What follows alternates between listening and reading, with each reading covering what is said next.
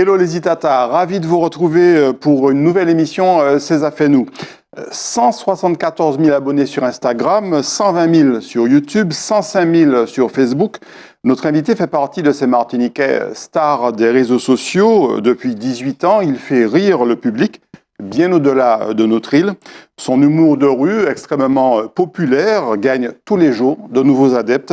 Ses spectacles font désormais salle comble, ici et ailleurs.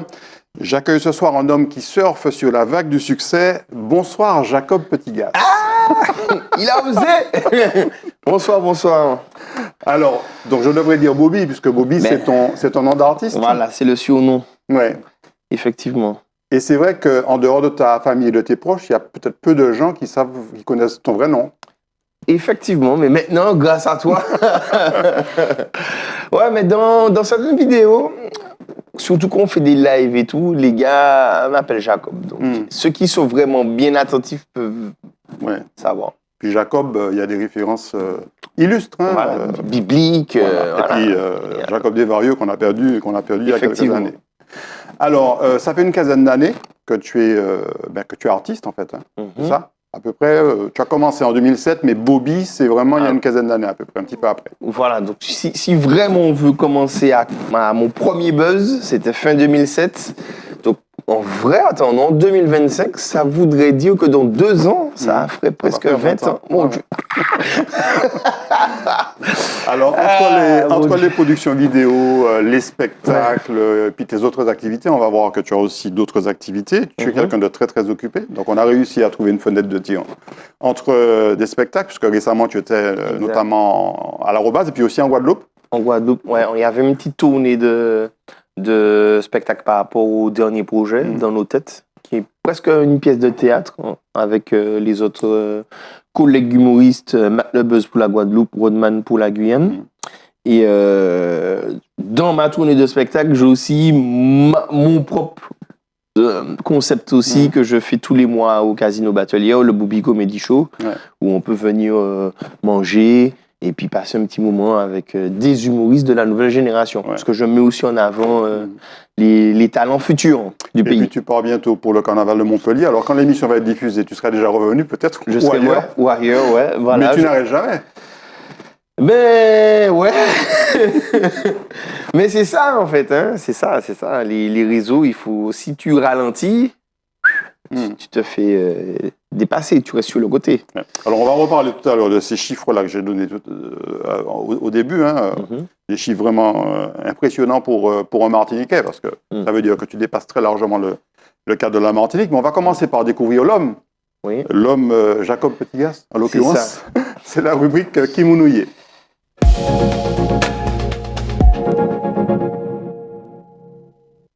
Alors, Jacob, Bobby, qui est Jacob Petitgas? Allez, donne-nous trois qualificatifs. Alors, 3 qualificatifs. Authentique, drôle, loyal. Bien. On commence par une photo du bébé, le petit Jacob. Oh my God. Plutôt joufflu, hein? Ben oui, je suis un enfant mignon qui mangeait bien ses compotes. Tu es né en 1989. Yes. Tu es né où? Fort-de-France, hein. De base, je suis originaire de Volga-Plage.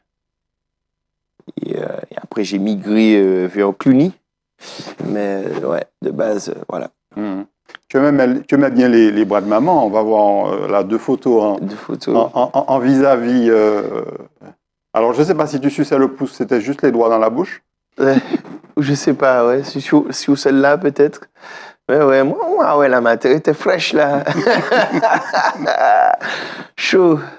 Ouais, c'est tout petit. Tu es l'aîné, vous êtes 2 garçons, c'est ça? Ah non, pas du tout. On est en tout, on est. Alors, mon Dieu. J'aime bien le en tout. Oui, parce qu'en fait, j'ai des demi-frères et des demi-sœurs, en fait. Et c'est une espèce de Cluedo pour pouvoir. Non, j'ai 3 sœurs et j'ai 3 frères. D'accord. Voilà. Et tu es à quel rang? Je suis le dernier. Le tout dernier de tout le groupe. Ouais. Alors, tu aimais les bras de maman, mais tu n'aimais pas, par contre, les bras du Père Noël. Hein. Ah ouais. Mais oui, la tête on voit même pas les yeux du Père Noël. C'est normal, n'importe quel enfant aurait pleuré, je crois. Ouais. Alors déjà, à ce moment-là, tu aimais bien être au centre de la scène, on regarde. Exact. Effectivement, c'est depuis tout petit. Je sais d'où tu es les gourmands, là, on dirait que tu as. Non, même pas là, je devais être en train de danser et puis il devait y avoir un petit cercle autour de moi pendant que je dansais. Mais en vrai, c'est ça, hein, quand les gens me disent l'humour, la comédie, comment tu fais, etc., je leur dis, mais depuis tout petit, j'aimais déjà faire des blagues, danser, chanter, faire mon cirque. Quel souvenir tu as de ton enfance à Volga? Eh ben, franchement, ça remonte, hein, parce que j'étais vraiment tout petit, mais mine de rien, plutôt de bons souvenirs, en vrai. Hein. Plutôt de bons souvenirs. Je suis parti pour raison médicale, entre guillemets, puisqu'il y a l'usine. Oui, je suis asthmatique, tout ça. Donc, l'air, tout ça, c'était pas. Je faisais tout le temps des allergies, j'étais tout le temps à l'hôpital. Donc, bon, au final, on a déménagé, mais en vrai, de bons souvenirs. Alors, on a beaucoup de photos, tu as joué le jeu, hein, tu nous as envoyé beaucoup de photos de toi petit. Ouais. Alors, celle-ci, raconte-nous. Non, mais j'ai vraiment envoyé beaucoup de... Je me rappelle même pas avoir envoyé ça, c'est incroyable. Ben ouais, là, ça devait être la chambre de mon frère à Volga, ouais, quand j'étais petit. C'est incroyable. Agathe, moi. Alors, tu parlais de ton frère, et ben, je pense que c'est lui qu'on va retrouver avec toi sur la photo suivante. Ah non, ça c'est mon cousin. Costume. Ah, c'est ton cousin. Ça c'est le cousin Christopher.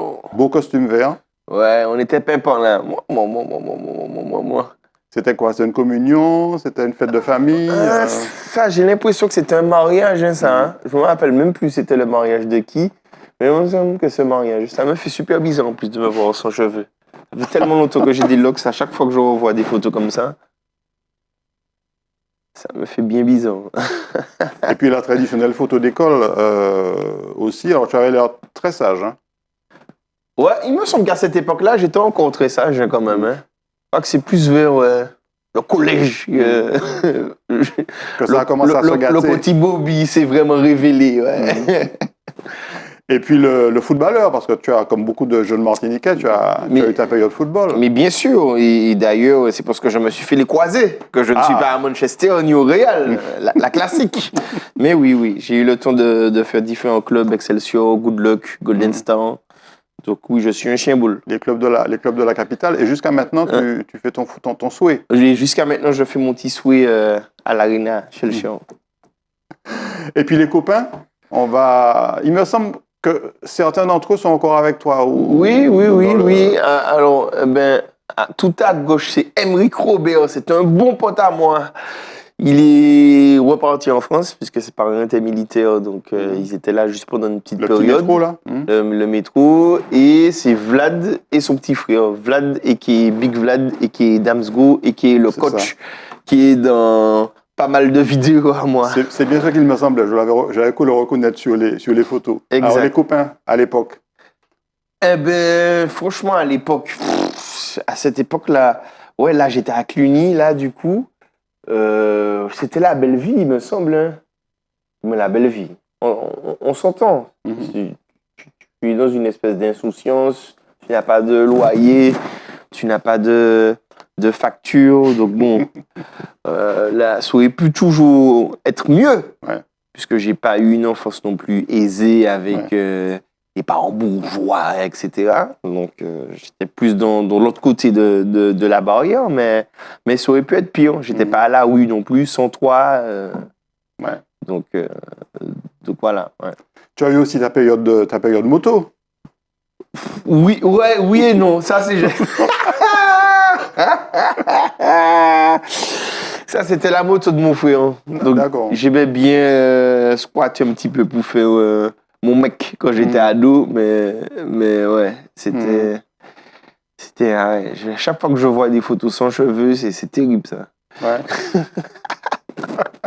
Alors, sur la photo suivante, tu avais un peu plus de cheveux, tu commences à avoir des Ouais. des locks, ça va des tresses. Des tresses, ouais. Et puis, bon, tu commences à te déguiser. Oui, Quoi. voilà. Là, en plus, là, j'étais en cours, là. Ah ouais? Ça, c'est une photo au lycée, le bon vieux lycée technique, le lycée Joseph Gaillard, mon Dieu. Je crois, les meilleures années, hein, on ne le répétera jamais assez. Les meilleures années, c'est les années lycée. Donc, effectivement, des fois, dans la classe, quand je m'ennuyais, je découpais une petite feuille, je mettais 2 points noirs comme ça, et puis je mettais ça. Tu as suivi quelle filière au lycée? J'ai fait le professionnel et le général. Donc, j'ai vraiment fait une carrière au lycée technique. Donc, j'ai eu le BEP électrotechnique. Et ensuite, en général, j'ai eu le bac STI. Ouais. Et puis, on termine avec une photo. Alors, tu devais être un peu plus grand. Là, c'est quoi? C'est le côté... Non, c'est le lycée toujours. J'ai le petit polo. Là, je devais être en terminale. Je devais être en terminale, ouais. Et tu as terminé, donc tu as passé ton bac, tu as passé quel bac? J'ai eu le bac STI. Ouais. Mais bon, tu avais déjà autre chose en tête. Ah, mais clairement. Parce que pendant que je passais le bac, j'avais déjà une émission, une quotidienne qui passait sur une autre chaîne chaque jour. Donc, à ce moment-là, à quel âge tu as commencé vraiment à faire des sketchs, à faire des grosses blagues, on va dire, avec les copains? Alors, des grosses blagues publiques ou des grosses blagues entre copains? Je crois que ça a commencé vraiment, je pense, au collège. Hein. D'ailleurs, c'est au collège qu'on a commencé à m'appeler Bobby un peu. Ouais. Et ouais, ça a commencé au collège. Et alors justement, Bobby, alors on va parler maintenant on va passer à la rubrique suivante pour parler de l'humoriste. Ouais. Mais Bobby, ce surnom, il te vient d'où? Parce que ça n'a pas forcément de rapport avec Jacob. Ça n'a pas vraiment de rapport. Comme je disais, ça remonte au collège.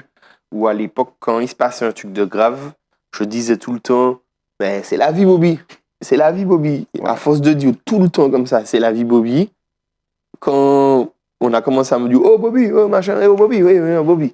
Et donc, du coup, quand j'ai commencé à faire mes vidéos, je ne savais pas quoi mettre comme titre, comme nom et tout. Donc, j'ai mis Bobby Production. Et puis de là, ça a lancé, c'est devenu une entreprise.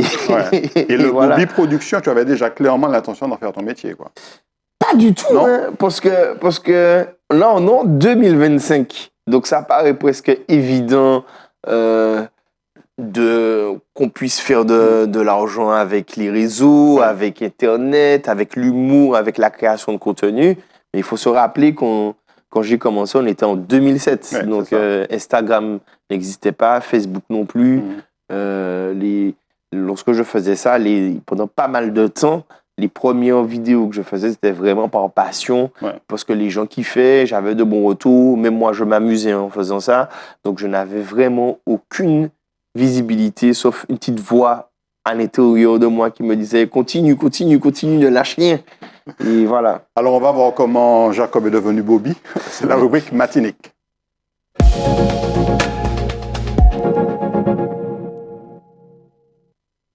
Alors Bobby, ça a commencé avec les copines. Tu aimais bien te mélanger, en fait, être avec les femmes, en compagnie des femmes. Oh my God! Ben ouais, là c'est deux tournages différents. À gauche là, c'était un tournage de Uni Honte. C'est l'un des premiers clips parce que on va le voir tout à l'heure. Voilà, on va le voir tout à l'heure, mais faut dire que de 2007 à 2010 ou 2011, je ne me rappelle plus des dates exactes.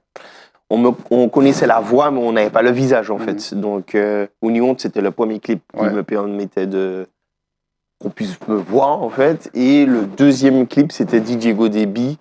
C'était un tournage qu'on avait fait à l'époque par rapport au son, par rapport à comment on appelle ça? Je ne sais pas si on peut citer les... Bien sûr, on était en partenariat avec Digicel et tout, donc on avait fait une petite blague et tout, et au final, du délire, c'est parti à un clip, une chanson. Avec DJ Godeby, je suis parti faire des tournées de son. Mais c'est un film, Et là, tu commençais à faire des sketchs plus élaborés, à raconter des histoires, oui, exact, à faire de la parodie, etc. Oui, parce que ça là, j'étais repéré par Chronoprod, en fait, qui est une boîte de production audiovisuelle en Martinique. Et du coup, ça a donné un côté plus professionnel aux réalisations.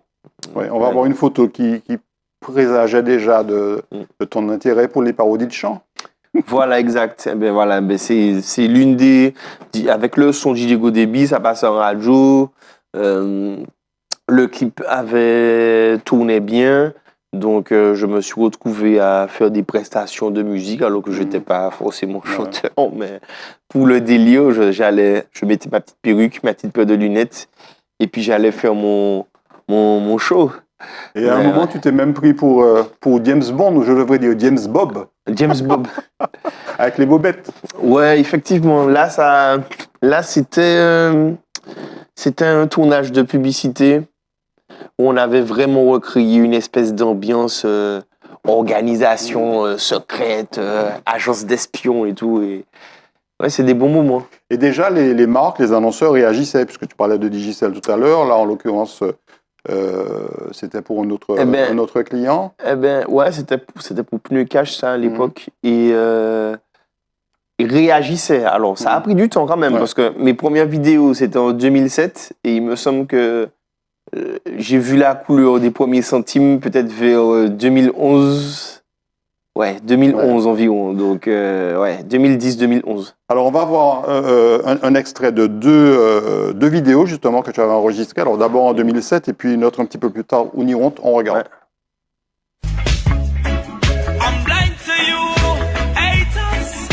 Papa, maman, qu'à présenter les autres, chien fait. C'est lui qui a des caliments, les autres, le dimanche, les autres pas là. Aïka, juste là, c'est Gozo.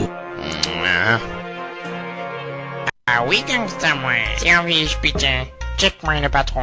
Vous êtes allé chercher talent baba, puis bondé, le capéter toute la peau bondant. Tu ou les ni bon macan, là. Laïta. Attends. Chien fait le cabot bon fait.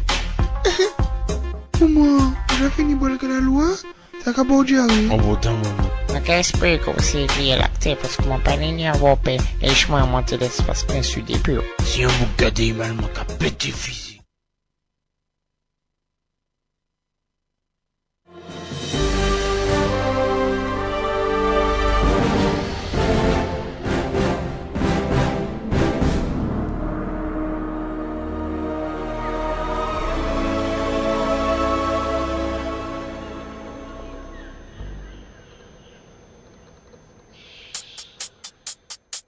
Maman, on a attendu au collège là et puis enceinte.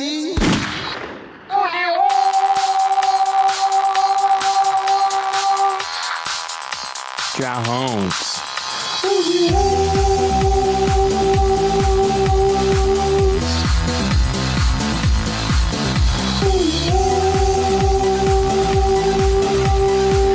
Qu'est-ce que tu as honte?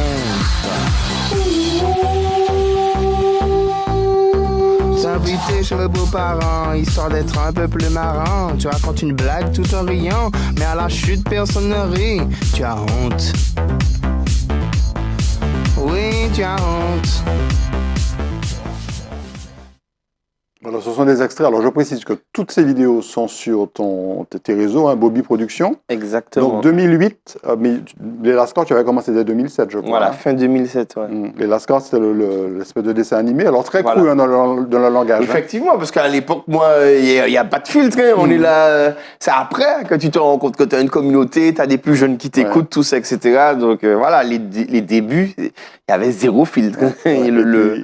Ça partait, voilà, quoi. Ouais. Et puis, Unironte, donc 2010, sur le petit qui va se prendre la raclée par sa maman. Voilà, exact. Et là, c'est déjà l'humour de rue, c'est déjà tu racontes des histoires, des faits de société, voilà. en fait. Mais chaque personne peut se reconnaître dans la chanson Unironte. Hein. C'est sûr que c'est déjà arrivé de sûr au moins à une personne peut se reconnaître dans au moins une des petites scénettes du clip. Donc, effectivement, c'était...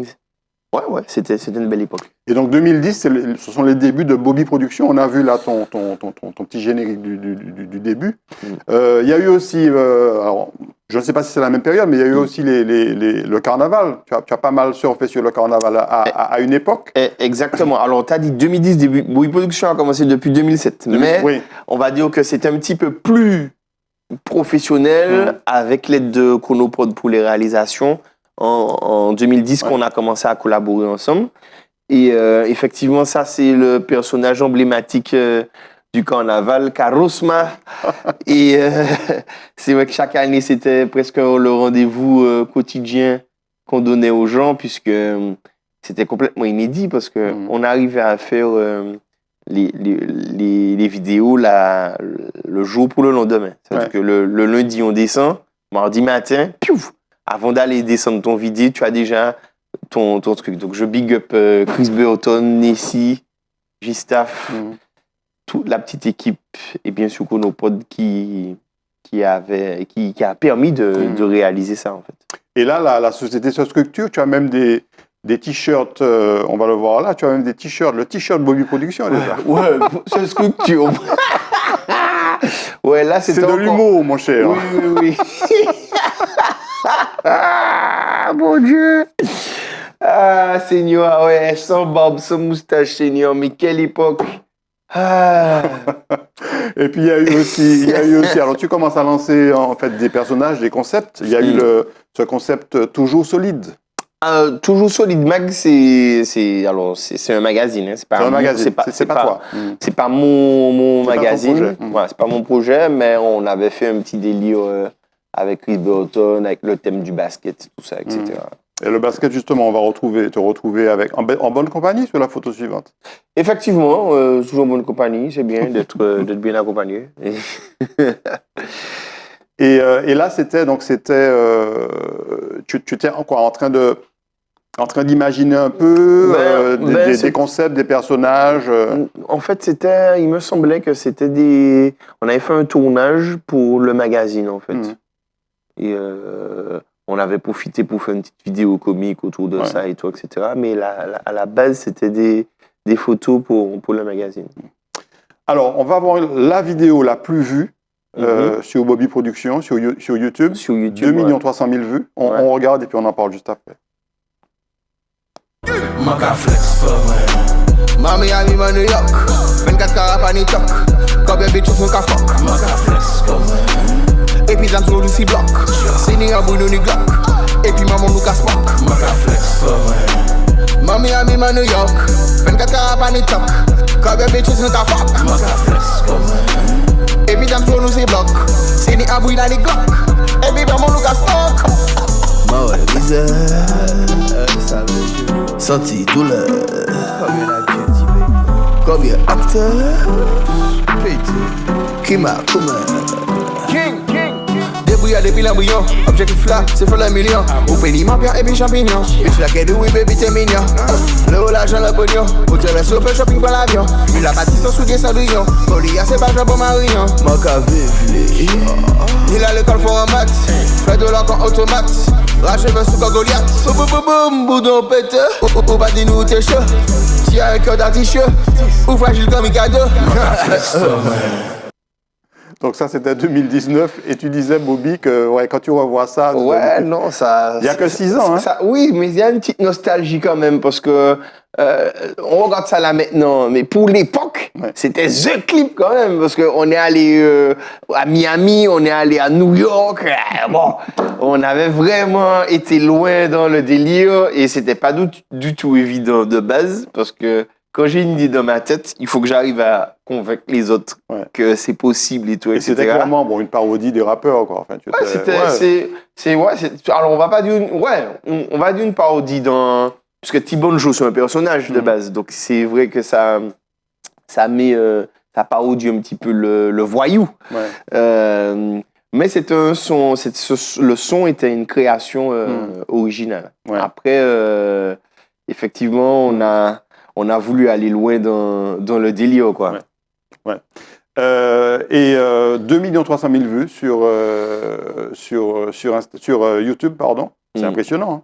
Ben ouais, on s'attendait n'a pas énormément d'humoristes qui peuvent se targuer d'avoir autant de vues en Martinique. Ou aux Antilles-Guyane même. Ben en vrai, c'est un très très très beau score, surtout pour YouTube. Parce que Instagram avec les réels, tout ça, bon, voilà, mais à l'époque, c'était une belle performance. Et puis, pour tout le mal, tous les petites galères qu'on a eues à gauche, à droite pour pouvoir réaliser ça et tout, C'est mérité. Si je te dis Poisson d'avril, Bobby et Cassou, ça te rappelle quoi? Ça, c'était le faux mariage où on a fait quoi? On regarde. Ouais. Et maintenant, vous pouvez signer le contrat. Non mais c'est une blague. Qu'est-ce qui se passe là? Tu te maries? C'est qui? T'es sérieux? C'est qui? Et ton fils?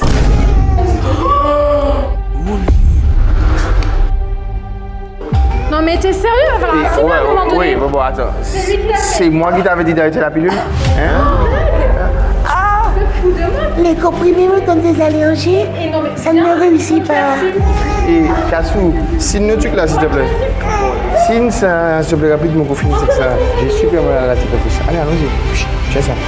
Non mais tu te fous de moi? Allez, allons-y, allons-y. Et puis, tu mets la tête avec ta main, tu mets la tête avec Nilox.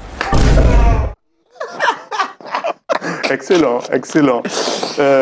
Oui, donc 2021, c'était en pleine période de Covid. Ouais. C'est vrai? 1er avril 2021. Ouais, Eh ben. c'était...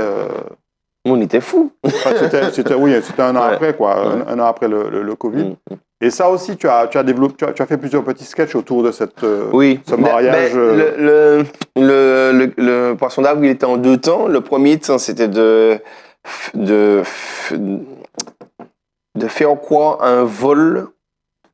J'avais fait quoi sur les réseaux qu'un photographe avait perdu sa caméra, sa carte SD et tout, etc. Et dans un second temps, on a fait fuiter des photos de mariage soi-disant secret. Donc là, les gens se disent « Ah !» Tu as fait du teasing, clairement. Voilà, on a fait une espèce de tout. On a un storytelling autour du fait que quelqu'un aurait volé le matériel du photographe qui était en fait le photographe du mariage secret de Bobby. Donc pendant tout un petit moment, vers fin mars, début avril, tout le monde était en mode « Ah, mais attends, mais il s'est marié !» Il y a des gens qui ont cru que tu te mariais vraiment. Sûr qu'il y a des gens qui ont cru ça. Je me suis rajouté avec un autre numéro dans un groupe WhatsApp avec plein de gens. J'entendais les gens parler sur moi. C'est là que tu vois qu'il y a des gens qui ont des problèmes. Des gens m'inventaient des vies, m'inventaient des histoires. T'inventais des femmes. Des femmes, des goûts, des types, des ceci, des cela. Et au final, on a décidé de faire le dénouement avec cette vidéo-là, en fait, où on voit clairement, dans un second temps, que c'est un poisson d'avril et que c'est une blague, quoi. Mais il y a des gens qui ont mangé le poisson. Ouais. Puis excellente la remarque sur les locks, si ton maman la tête à moi était Kenny Locks. Eh ben, il était Kenny Locks, bien évidemment. Donc voilà. Alors, il y a eu aussi la série La Classe. Effectivement. On regarde un extrait.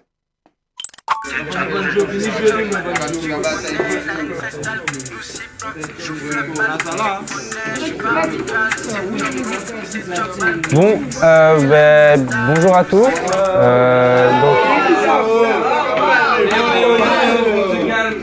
Je suis arrivé, donc s'il vous plaît, un minimum d'écoute.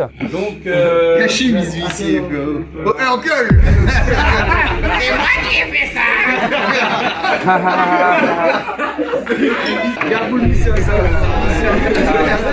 Fais ton con, Bon, et oh, c'est bon là. Fais ton con, fais ton con. On s'en balèque, oui, mais pas moi, d'accord. Donc, arrêtez de vous distraire pour rien. Aujourd'hui, on a la chance d'accueillir un nouvel élève dans notre classe, donc.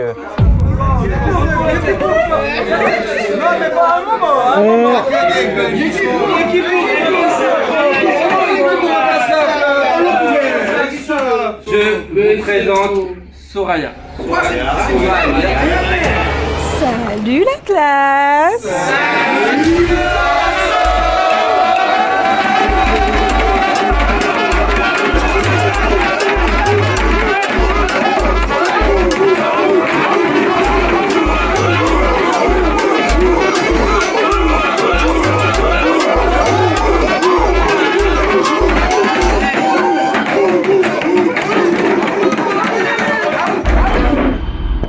Il reste une place là. Voilà, on est tous en train de rigoler. J'espère qu'on va réussir à finir l'émission. Alors ça, c'est vraiment la classe. Ça a vraiment très très bien marché. Oui. Bon, clairement, il y en a beaucoup aussi qui se sont reconnus. Le souhait d'avoir des filles dans la classe, c'est de belles filles. Parce que surtout, ça, c'est vraiment un clin d'œil au lycée professionnel. Parce qu'en lycée professionnel, tu as des secteurs où tu as 99%, pour ne pas dire 100% de gars. Donc, moi, quand j'étais en professionnel à technique, on était 24 élèves, 24 gars. Donc, ça, c'est vraiment un clin d'œil aux différentes petites histoires qui se passaient quand j'étais au lycée. Ce sont des séries que tu vas reprendre ponctuellement ou pour le moment, Alors, effectivement, la classe, on a été coupé dans l'élan puisqu'il y avait le Covid en même temps. Donc, on a dû mettre ça en pause, le concept en pause, si ça fonctionnait. Ça me fait presque mal, parce que la classe, c'est vraiment un concept que j'aimais et qui me faisait délirer. Et au final, quand on avait la possibilité de reprendre, moi-même, j'avais déjà switché de projet, j'étais déjà dans un effet boule de neige ou d'autres trucs. Donc, au final, c'est un projet qui me tient quand même à cœur. Donc, à n'importe quel moment, je pense que on va remettre l'énergie pour pouvoir remettre ça en place. Parce que alors, parmi les projets, il y avait cette tournée. On va voir l'affiche de la tournée « On va s'en sortir ». C'est le spectacle que tu as fait en 2021. Exact. Avec pas mal de dates. Hein. Oui. Tu as commencé et tu as fini par l'Atrium, mais entre-temps, il y a eu La Cigale, il y a eu Toulouse, etc. Voilà, on a fait le sud de la France, on a fait Paris, on a fait Guadeloupe, Guyane, Martinique, même le Canada. On va avoir 2 photos de l'Atrium. Et puis, on va voir un extrait du... Alors, l'Atrium était blindé, hein, au début comme à la fin. Premier spectacle et dernier spectacle. Yes. Et puis, il y a eu La Cigale. On va voir cette très belle photo de La Cigale à Paris. Ça, assez mythique à Paris. Hein, alors ça, c'était... c'est pas La Cigale. Oui, il me semble que c'est La Cigale. C'est La Cigale, mais c'était ma toute première à La Cigale, ça. Pour mon premier spectacle. On va s'en sortir, c'était mon deuxième one-man show. Et on va voir un extrait, justement, de ce spectacle à La Cigale. C'était, je crois, le 7 janvier 2022. On regarde. Alors... Dernièrement, dans les gros titres, oui, les hôpitaux là-bas sont au bord du gouffre à cause du nombre de cas de Covid. Mais ça fait déjà 5 ans. Ça fait déjà 5 ans que les gens sont en crise. Les gars au CHU sont en train de quémander de l'aide de l'État. Ils sont là entre les boules et la mise de Macron. Plus de soins. Plus de lits d'hôpitaux. Mais oui, c'est comme ça qu'ils le font. Au moins de l'eau, s'il vous plaît, de l'eau. On a reçu le conteneur de gel hydroalcoolique, mais on ne peut pas boire ça, Macron. Ça fait 30 ans, 30 ans, que nos terres sont empoisonnées, la population est empoisonnée. Oui, c'était voulu, ils savaient, les chiens. Le plan déconne. On t'a dit que, frère, on a le record du monde de cancer de la prostate, ma fière. Un homme sur 2, ma fière. Ça veut dire que c'est pile ou face. Lorsque t'es arrivé à 50 ans, si t'es bien tombé, pile, c'est ta femme qui te casse les couilles, ma fière. Face, c'est le médecin qui te masse les couilles, ma fière. Donc là, on est clairement... alors, c'est du stand-up, hein. C'est un autre exercice que les réseaux sociaux. Et je précise, effectivement, tu me l'as fait remarquer, que c'est pas le spectacle, on va s'en sortir, mais c'est Matt Goya. C'est le Matt Goya. C'est un petit concept qu'on avait de prendre les meilleurs de Madame, meilleurs de Guadeloupe et meilleurs de Guyane. Donc c'est un exercice, je le disais, complètement différent. La scène, tu as commencé à en faire, enfin le stand-up, tu as commencé à en faire combien de temps après avoir démarré Bobby? Il me semble que la scène, j'ai dû commencer en 2014. Et de manière... c'était du hasard, hein, parce qu'en vrai, il y avait Anthony Cavana qui se produisait à l'Atrium. Et l'équipe cherchait une première partie. Et du coup, apparemment, ils avaient déjà essayé de me contacter depuis plus d'une semaine. Et le jour J, ils arrivent à trouver mon numéro et à m'avoir au bout du fil pour me dire que ce soir, il y a Anthony Cavana qui vient. Est-ce que je peux faire quelque chose, genre 10-15 minutes, et tout, etc. Donc, moi, je suis un homme de défi, je suis un compétiteur. Même si j'ai jamais fait sketch de ma vie, j'ai répondu dans le plus grand calme. Bien sûr, oui. Quand j'ai raccroché, je me dis, tu as commencé à flipper, quoi. Ah, j'ai commencé à flipper de ouf, j'avais jamais fait ça. Donc, du coup, pendant tout l'après-midi, j'ai répété, j'ai écrit un truc. J'ai répété par cœur, j'ai appris le truc et le soir, j'étais devant 1000 personnes à l'Atrium en faisant la première partie. Ce rapport direct avec le public où tu vois tout de suite les réactions du public, alors parfois ça peut être très stressant, ça peut être compliqué de les faire démarrer. Ouais. On va voir le selfie d'ailleurs que tu avais fait à l'Atrium. C'est quoi? C'est jouissif, mais ça peut être aussi très, très stressant, quoi. Ben en vrai, ouais, c'est ça, c'est paradoxal parce que avant le spectacle, malgré le nombre de scènes que j'ai déjà faites, j'ai toujours mon petit stress, ma petite pression et ma petite anxiété. Je confirme, parce que parfois je t'ai eu au téléphone pour préparer l'émission juste avant les spectacles, je confirme qu'il y avait un petit peu de stress. Et effectivement, donc je garde toujours ce truc-là et je trouve même qu'avoir ça, au final, ça a un petit côté positif parce que ça me permet d'être toujours sur le qui-vive et de ne pas me relâcher en mode oh, allez, voilà, mon gars fait ben là. Et c'est comme ça que tu fais les erreurs en fait, ou que tu as des oublis, ou que tu as des blancs, etc. Donc, c'est un petit truc toxique qui, on s'aime pas. Et du coup, un stress positif. C'est, voilà, tout ce mélange-là fait qu'au final, t'as beaucoup stressé, t'as eu ton anxiété, mais arrivé sur scène, tu commences à faire tes blagues, les gens rigolent, donc toi-même t'es content aussi, ça te met à l'aise, et puis tu prends du plaisir, et puis voilà. Et puis le grand plaisir, ce sont les selfies de fin de spectacle. Oui, voilà. On les regarde. Ok. L'Atrium, c'était chaud, quoi?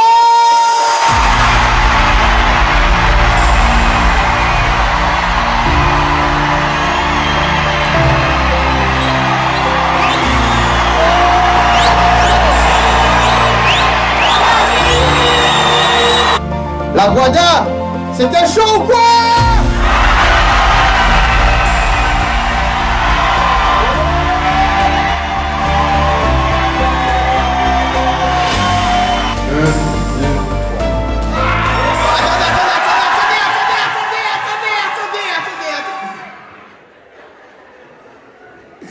Et j'ai filmé ça quand même.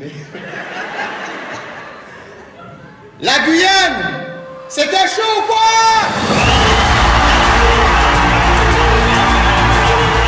Toulouse, c'était chaud ou quoi? La Cigale, c'était chaud ou quoi?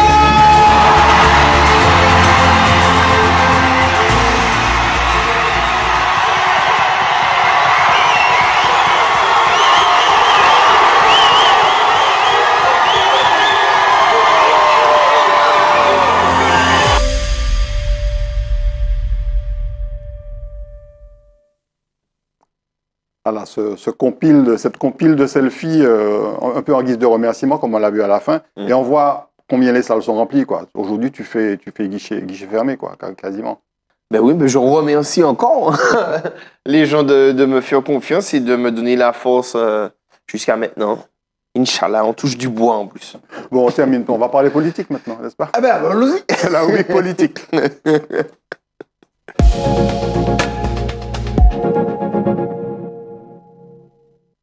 Alors, tu n'as pas de sujet tabou, donc on aurait pu parler politique, on va même en parler un petit peu dans cette dernière partie.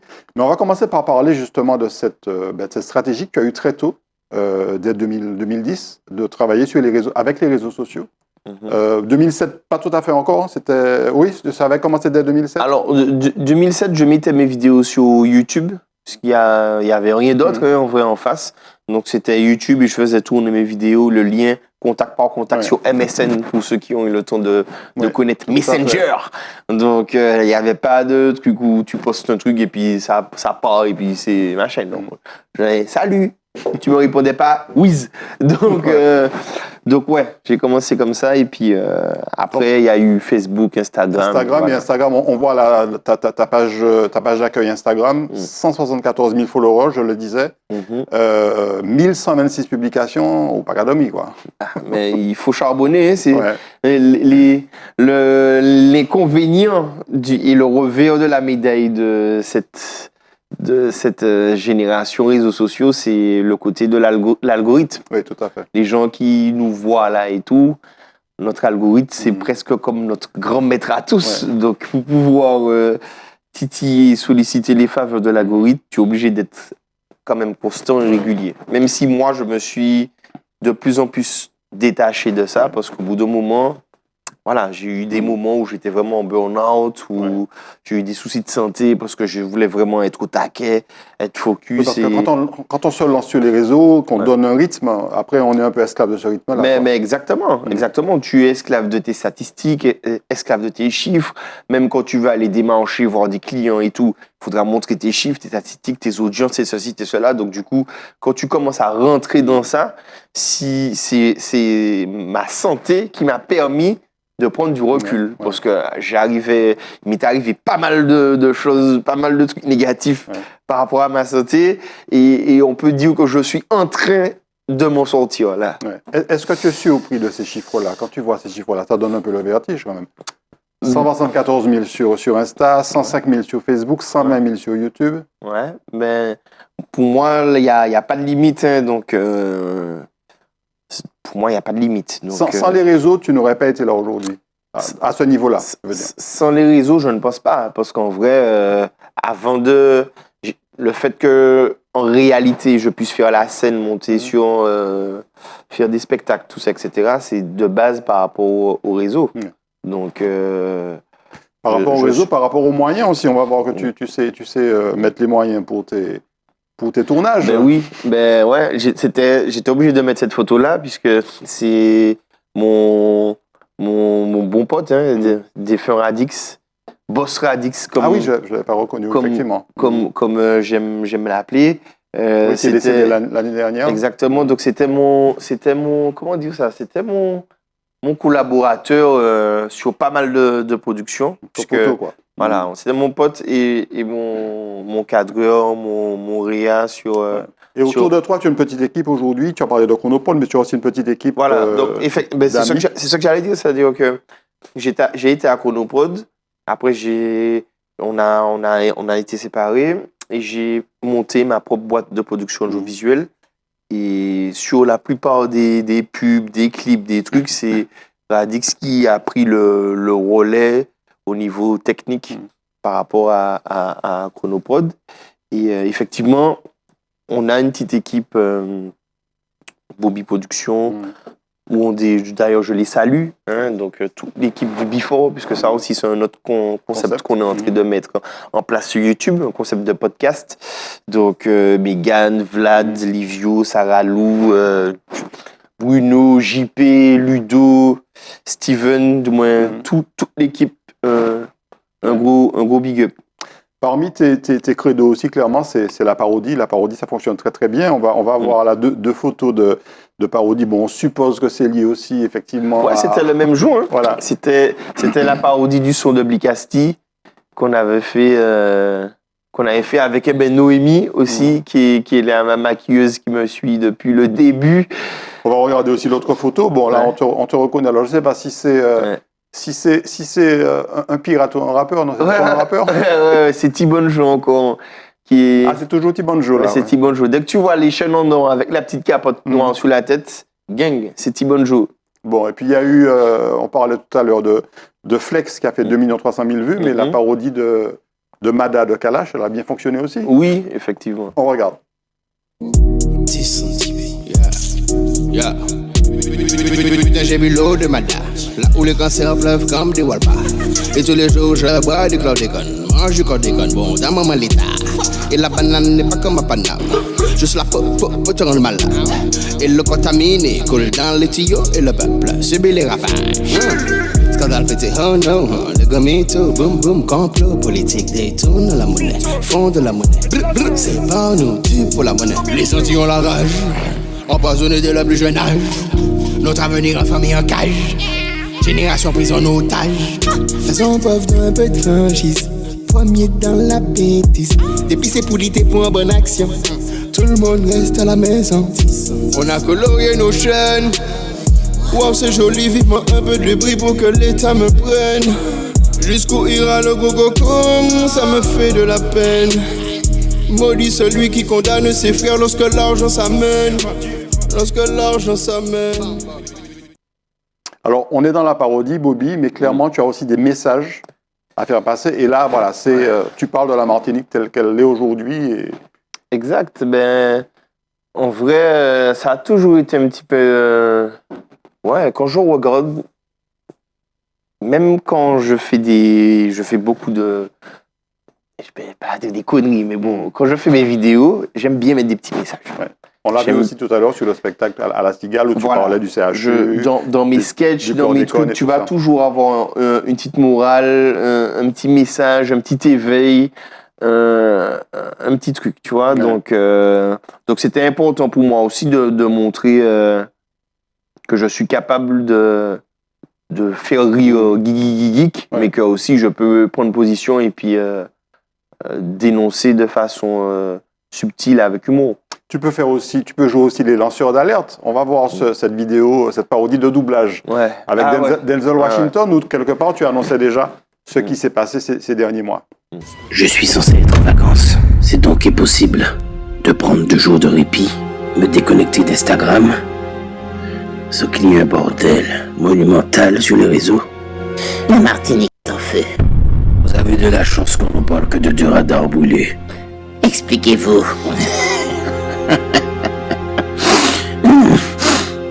Tu peux donner 1 coup de coco, 2 coups de coco, même 3, mais faire des allées et venues incessantes dans le cul du peuple ne peut pas durer éternellement. Inégalité, injustice, insécurité, frustration, chômage, baisse du pouvoir d'achat, vie chère et l'enculade de l'Ukraine. Bientôt bouffer un steak sera considéré comme déguster du foie gras ou du caviar, ce sera du luxe. Ajoutez à cela le non-lieu du chlordécone, le système hospitalier en crise. Y a pas de budget, mais y a des putains de radars installés tous les 30 mètres. C'est la faute d'Anaïs. Of course, moi aussi ça m'a fait chier. Les 8 000 €. Je savais pas. Mais le vrai problème n'est pas là. Ça se trouve, le vote a été truqué. Ou les gens n'ont pas voté. Mais une chose est sûre, le jour où les Martiniquais mettront la même énergie qu'ils mettent dans le carnaval ou dans la vagabondagerie, pour être solidaires, manifester, se mobiliser, ce jour-là, vous pourrez m'appeler et me dire que la Martinique est en feu.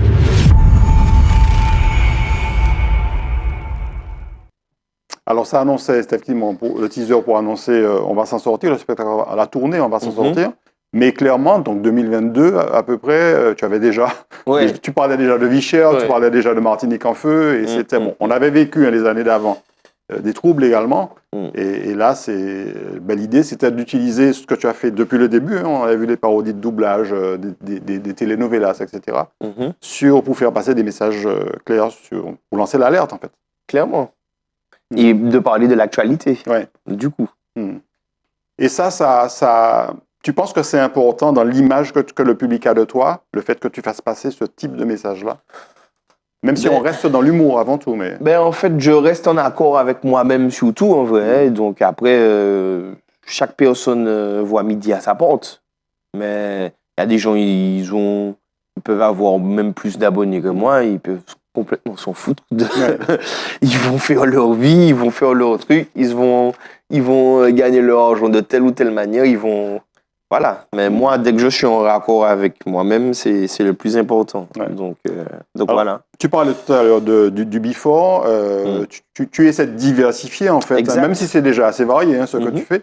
Mais tu essaies de diversifier et tu as lancé en fait ce concept avec des amis, le before. Voilà. Là, en l'occurrence, l'invité c'était Morane Voyer. Là, l'invité c'était Morane Voyer. Qu'est-ce que c'est? C'est un podcast? C'est quoi? C'est un podcast et je vais dire diversifier et même se renouveler en fait, parce que à chaque fois, comme on dit, ça va faire 20 ans. Donc l'idée c'est de ne jamais trop rester dans une case et puis surtout d'amener quelque chose de nouveau. Donc là, c'est en train de démarrer lentement parce que les Antillais, on n'a pas encore la culture podcast. Alors qu'aux États-Unis, en France, c'est déjà vieux. Les gens, ils consomment ça et tout, etc. Là, on est encore de Bobby, ça dure 50 minutes, 1 heure, ouh là là, etc. Mais c'est comme dans tout. C'est-à-dire petit à petit, à force, c'est... Ça a bien démarré.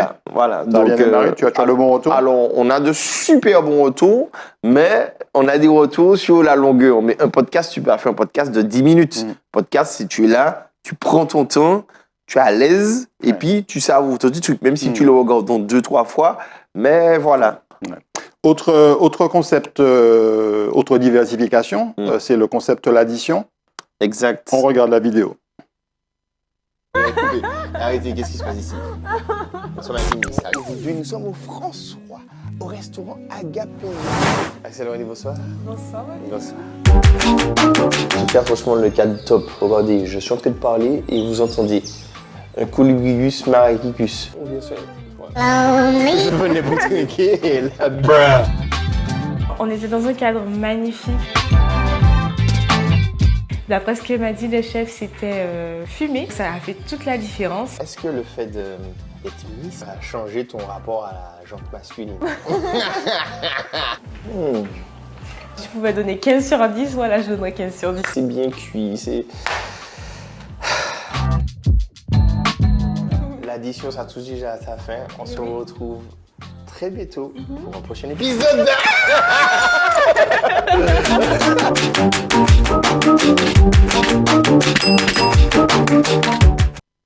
Donc l'addition, en partenariat avec le comité martiniquais du tourisme, c'est la mise en valeur en fait de certaines pépites touristiques, on peut dire ça comme ça. Exact, c'était mettre en valeur les restaurants de la Martinique et en même temps profiter pour inviter un guest qui va nous parler de son actu. Et puis, Axel René, qui était alors Miss Martinique 2022 ou 2023. Voilà, enfin, c'est l'ancienne Miss Martinique, récente. effectivement.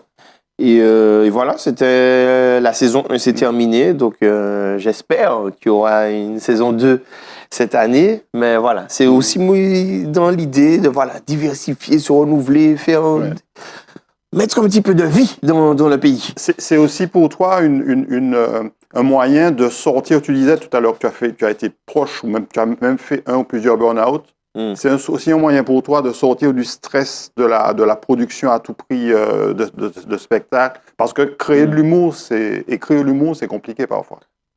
Ben oui. Surtout au rythme des réseaux. Avant, il y a quelques années, tu pouvais faire une vidéo. La vidéo, elle tournait 1 semaine, 2 semaines, 3 semaines, 1 mois, 2 mois, on parle de ta vidéo. Quand il y avait les marinades, les aux fesses du péché, les trucs, c'est des vidéos qui restaient, qui vivaient comme ça. Là, à l'heure des réseaux, la création de contenu est en mode fast-food. Ouais. Donc, pour quelqu'un comme moi qui aime bien prendre son temps à mettre des musiques, mettre les bruitages, parce que le 80% du temps, je suis au montage aussi de mes productions. Donc, au bout d'un moment, ça ne va pas avec le rythme qu'imposent les réseaux. Donc, c'est vrai que sur ce projet-là, j'ai pu déléguer en partie le montage et ça m'a soulagé. Oui, parce qu'en fait, jusqu'à maintenant, tu fais quasiment tout toi-même. Tu tournes toi-même, tu écris, tu conçois, tu tournes. Voilà. Tu es community manager. Je suis community manager, mais encore une fois, par rapport à mes expériences, du fait de vouloir tout gérer et tout faire, au bout d'un moment, tu te rends compte que tu es qu'un humain, qu'un homme. Ouais. Donc, je suis déjà dans la dynamique où j'ai commencé un petit peu à déléguer certaines choses à gauche, à droite pour ne pas me retrouver dans certains états. Au niveau organisation, tu commences à trouver un peu ton équilibre, au niveau de diversification aussi. Est-ce que tu arrives à bien vivre de ton métier aujourd'hui, de ton humour? Dieu soit loué, oui. Parce que, comme tu l'as remarqué, je fais pas mal de choses. Je suis sur différents créneaux. Donc, si je faisais juste des spectacles, je pense pas. Si je faisais juste les réseaux, je pense pas. Mais du fait que j'arrive à allier pas mal de concepts, pas mal de projets, pas mal de choses en même temps, ça me permet de m'en sortir. Là, tu sors d'une série de spectacles, tu pars bientôt à Montpellier. Tu as déjà une idée des prochaines dates en Martinique, Martinique-Guadeloupe? Alors, je pense que en mai, je pense que le spectacle qu'on a, l'espèce de pièce de théâtre qu'on a, j'en parlais au début d'émission, dans nos têtes, je pense qu'elle va repartir. Donc tu es en train de rôder le spectacle en ce moment-là? Là, il est déjà, on l'a déjà fait en fait. On l'a déjà fait. On a déjà fait une première vague de dates en fait. Et je pense que la seconde partie de la tournée, puisqu'on a joué que 2 fois en Martinique, on a joué qu'une fois en Guyane, qu'une fois à Paris, qu'une fois en Guadeloupe. Donc je pense que la seconde vague de spectacle va arriver à partir de mai, si Dieu veut. Tu commences à regarder au-delà des Antilles Guyanais de Paris? Ouais, normalement, la première date de la deuxième vague, c'est au Casino de Paris, normalement. Ouais. Et puis peut-être le Canada. Tu as déjà fait le Canada? Peut-être. Non, pas encore. Oui, j'ai fait le. Je sais pas si j'ai dit ça tout à l'heure, mais j'avais fait Montréal et c'était presque pour drôle, puisqu'au final, c'est la première fois que j'étais monté, c'est par rapport à Anthony Cavana qui était canadien, et au final, je me retrouvais à moi-même jouer à Montréal. Du moins, bon, si on m'aurait dit ça au tout début, je dis, attends, laisse-moi tranquille, tu me taquines. On m'aurait dit que le mois du futur, là, serait au Canada, là, au calme, dans sa salle, en mode, bonsoir, ça va, vous êtes qui veut? Oh, vous avez venu me voir? Non, arrêtez. Non, c'est clair que voilà. Merci beaucoup, Bobby. Merci à toi pour l'invitation. Jacob Petitgas. Mais maintenant, c'est mon nom. Jacob Petitgas, c'était pour la première partie. Voilà. Maintenant, c'est Bobby. C'est Bobby. Merci beaucoup à toi. On continue à te suivre. Et puis, n'hésite pas. Tu refasses à Zitata quand tu veux. Il n'y a pas de souci. Merci pour l'invitation. Merci beaucoup à vous de nous avoir suivis. On se retrouve très prochainement sur Zitata. Bonne journée ou bonne soirée.